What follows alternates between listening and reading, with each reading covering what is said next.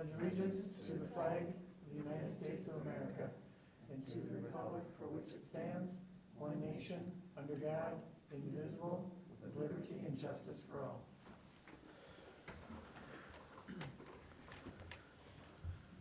Okay, Angie, you could have a roll call, please?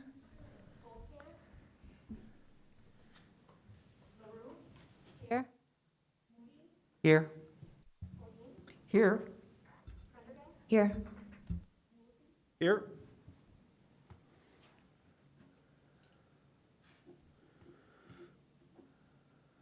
Okay, next move on to approval of the minutes from the October 5th Planning Commission meeting. Move to approve the minutes from October 5th. Second. First and second, any questions or comments on the minutes? All in favor? Aye. Opposed?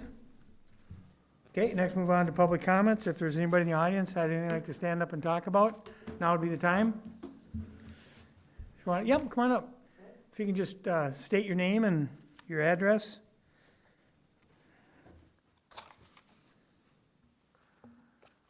My name is Tom Schumacher. I'm an attorney with Baki Norman in New Richmond, Wisconsin. That address is 1200 Heritage Drive. My permanent address is actually Cumberland, Wisconsin. But my office is in Richmond. So I'm here tonight to comment on the start of the process of amending your ordinance to include condominiums and have the subdivision ordinance both for the city and the ETZ apply to that. I have clients that are going to be impacted by that. I don't want to belabor, I just want to put some context to what my clients have with respect to this. My clients own property that's in Saddle Ridge subdivision, which is to the northwest of here, kind of on the edge of your ETZ zoning. That property was originally started back in the late 90s, I believe, and as a condominium. Probably one of the few condominiums, I don't know if there's another one that's outside the residential or the municipal boundaries of the cities and villages, probably the only one that's out in the town. So that started back then. It was started by Don Rodal. Then it was taken out of the condominium and placed in a planned unit development, which changed the rules of the game. St. Croix County does not have planned unit developments with respect to areas outside of the, or areas that are in the township. When it was originally completed, it was an 8-unit. Then we were going through the process of, well, St. Croix County said there aren't planned unit developments, so we're trying to bring it in compliance with what the rules of the game were, and there's subdivisions. And so we attempted to get it approved as a subdivision. We reduced it from 8 units to 6 units. We went through the process at the town of Troy. We had to buy some additional, or agreed to buy some additional land to make that work so that we have enough acreage, and then we went through St. Croix County. It's kind of on hold at St. Croix County, and then we came to River Falls because it comes under the ETZ zoning for River Falls. And I've talked to Chris Gerhardt, I've talked to the staff, can't remember which ones I've actually talked to, and I talked to Amy tonight a little bit. And so River Falls' response was, well, 6-unit wouldn't work, but we try to work out something with you for a 4-unit because I have clients who already have houses and living quarters out there. And then we try to work out something for that. So then I, in conversation with respect to that, I pointed out that in my view, we could have a 6-lot condominium, which would look almost identical to the 6-unit subdivision, which people weren't interested in us proceeding with, and kind of accomplish really the same thing.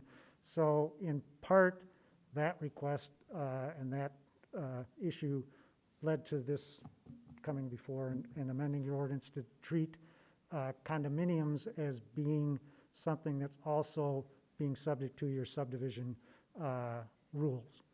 And I told Amy this earlier, I had not had the opportunity to look at this in detail till earlier today, and I have some concerns about some of the use of the word subdivision in connection with condominiums because, in fact, condominiums are a form of ownership as opposed to a form of division of land. But I'm happy to talk to Chris about that, and I don't need to put that here on the record, but I do have some concerns about that as drafted, and I'll talk to Chris about that and make our issues known with respect to that, because it's going to impact us going forward.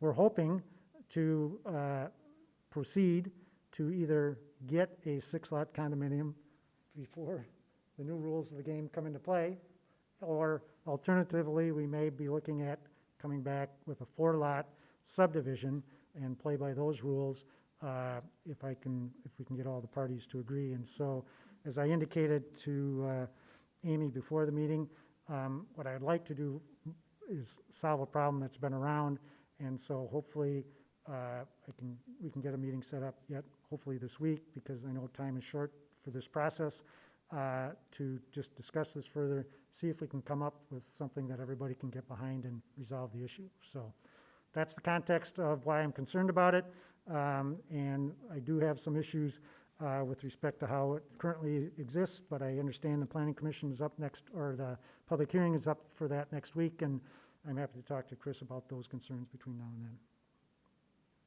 Okay, Anybody's got questions, I'm happy to answer them, but otherwise, Thanks. that was my comment. we appreciate it. Yep, thank you. Anybody else in the audience? Nobody else in the audience? Okay. Next, we'll move on to ordinance resolution. This is an ordinance creating section 16.04.090 of the Municipal Code relating to applicability of Title 16 of the Municipal Code to condominiums. And I'll take, or I'm sorry, Emily's going to give us a presentation on this first.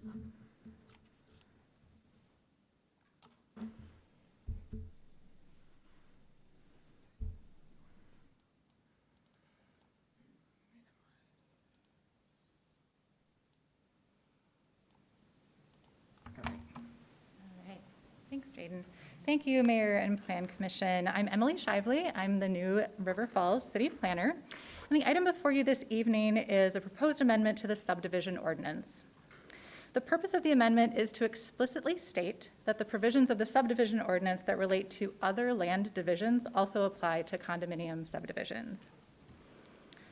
I'll provide some background on the city's authority to regulate subdivisions, describe the similarities and differences between the two types of subdivision, what led to this recommendation, which you heard a little bit from the previous speaker, and then what the proposed ordinance amendment would do.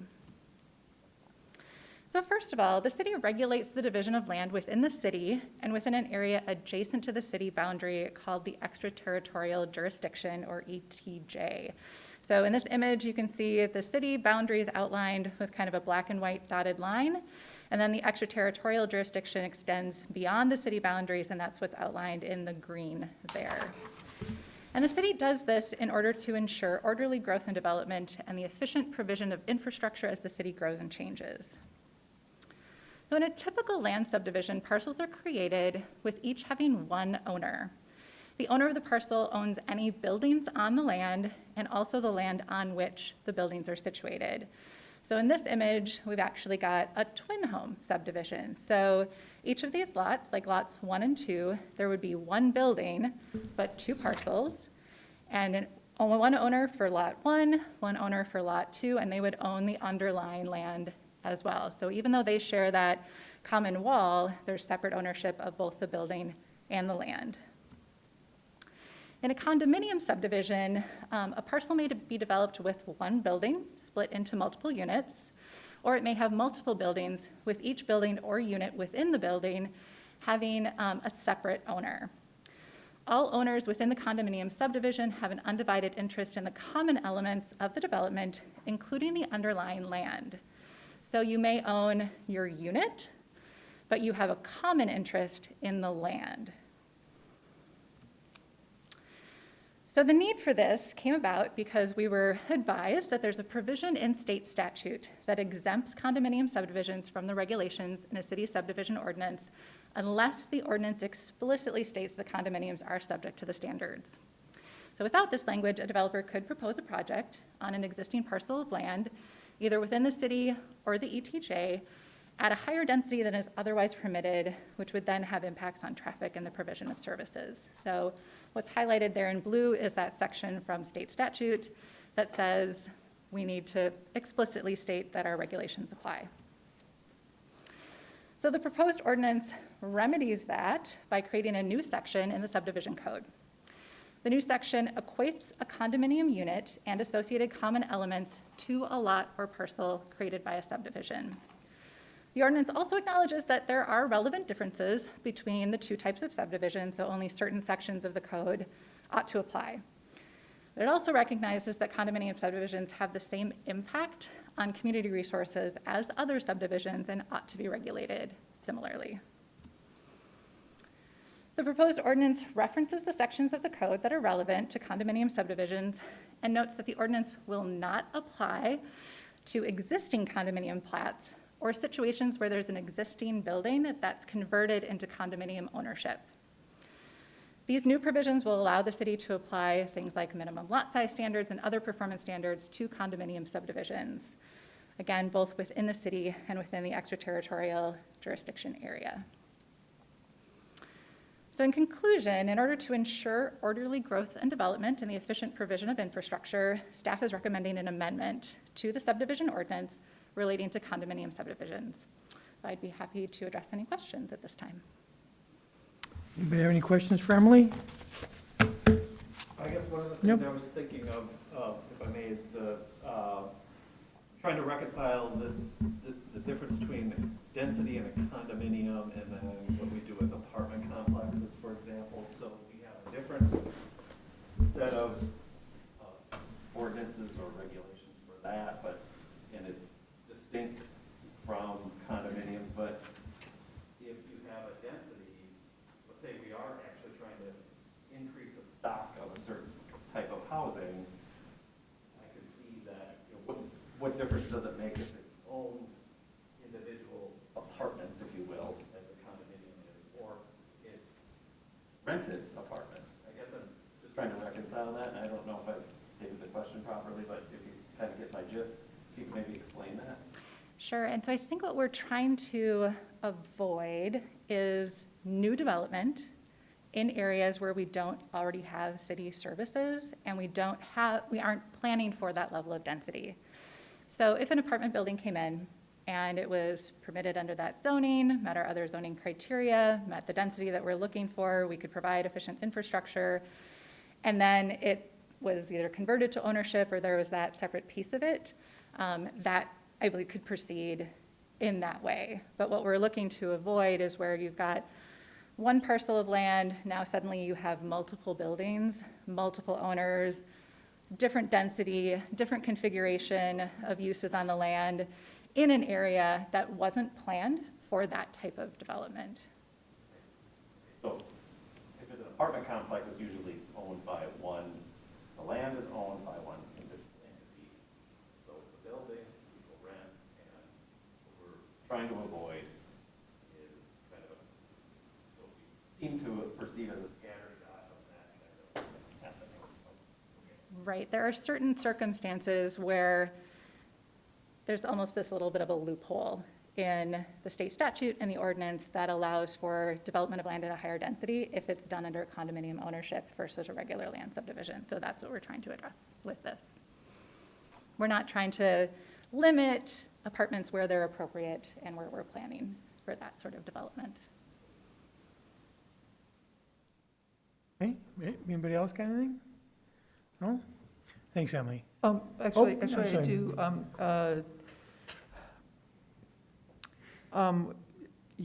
We heard from, I think it's Mr. Schumacher, if I'm remembering your name correctly. Can you explain to me too how this would affect, how you believe this affects his client's project? Do you want to address that? Or maybe Amy is a better person? Amy's more familiar with this particular situation, so I'll Okay, turn it yeah, over. I'd appreciate hearing from staff about it too. Sure. So this, the Saddle Ridge development, as Mr. Schumacher detailed is, it was built in the 90s, right? It was created in the 90s. It has gone through multitude of issues. It was condo, it was PUD. Now, the homeowners that are there, which I believe there's 4 units currently, do not have lot ownership to be able to sell their homes. There's people there that would like to sell their homes and move, and they're stuck. So originally, they contacted us. They were looking to try and fix this. The county's been working on this. The township's been working on this. It is within our ETJ. We took a look at it and had been working with the attorneys on it as well. And originally, our first response was, there's 4 units there. If you subdivide 4 units, we will allow that to fix this issue. We're not going to try and stand in the way of buildings that are already there. They've come back and said, no, we want 6 units. We want to be able to build 2 more buildings. And we said, no, our subdivision ordinance does not allow that. We'll allow you to fix the issue that's 20 years old, but we're not going to allow new development. Then they came back and said, well, we believe your ordinance does not, apply to condominiums, so we're just going to do a 6-unit condominium. And we said, huh. Yep, you found the loophole. And so this ordinance is to fix that loophole, essentially, So we have talked, we've been in contact with the Saddle Ridge folks for months. In my opinion and my professional recommendation, we don't try to stop this at this point. We just try to stop what's happening forward. But I will let you know, it is this development, and there is one other one that we are aware of that staff has known about for a number of months as well, so. Thank you. Yep. Okay, anybody else? Anything? Okay, so we've got a first and second. Question's been answered. All in favor of this ordinance? Do we have a first? Oh. No, we don't. That's right. I forgot about Emily. I had Emily, yes. So I'll take a motion on this. I'll move approval of ordinance creating section 16.04.090 of the municipal code related to condominiums.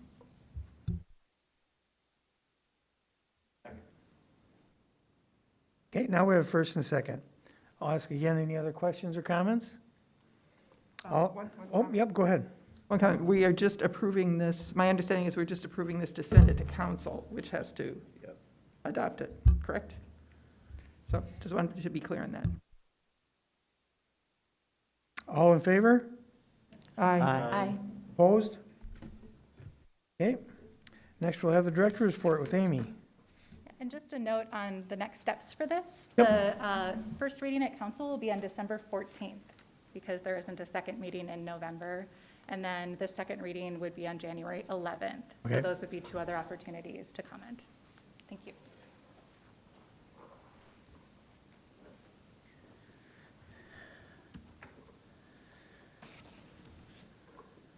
Okay, so first off, I will provide just a quick update on our upcoming planning process. So we have the contract for the comprehensive plan, the outdoor recreation plan, and the engagement plan currently in place.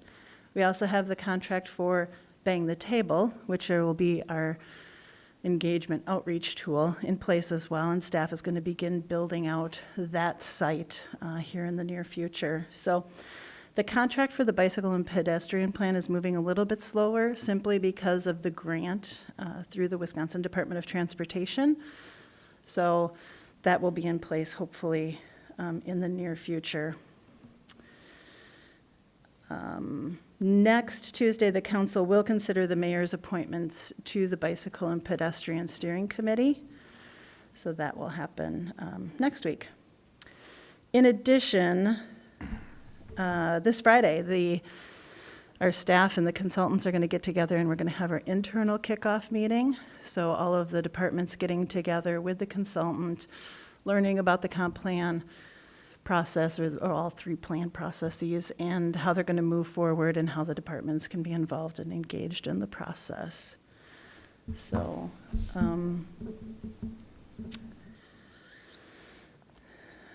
we're anticipating that the first 3 steering committee meetings will happen yet this year. So right now, Park Board is slated to have their first meeting here in November. And then we're anticipating Plan Commission would have their first meeting at the December Plan Commission meeting, barring any major items that come through for the agenda. And then the Bike Ped Committee will potentially meet next month as well, I believe. So, any questions on the upcoming planning processes as we go forward? Okay. So then I just wanted to give a quick update on a project that was just recently completed. So the Gulfview Channel project, the goal was to minimize the erosion of the channel that has taken place in past years when we've had high-intensity rainstorms. So the project was completed by Madison Contractors on Monday, October 25th, and it took about 9 total workdays to complete. This is a new type of product that's being used in the city. It's actually pieces of concrete embedded in mesh, a metal mesh, that sits down in the channel, and then the grass can actually grow up through and can be mowed. So hopefully this provides a higher level of stabilization for that area in the future. So staff was happy with the contractor. The residents in the area were excited about it and hoping for, green space next year once the grass comes in. So that is the view looking west from Sunset, is it Boulevard, I think, right? And that's the view looking towards the east. So this was a project on Community Development's 2021 major project list, so just wanted to give you an update on the completion of that. That's all I had, unless you have questions for me on the director's report or anything else. Any other places where this would be considered?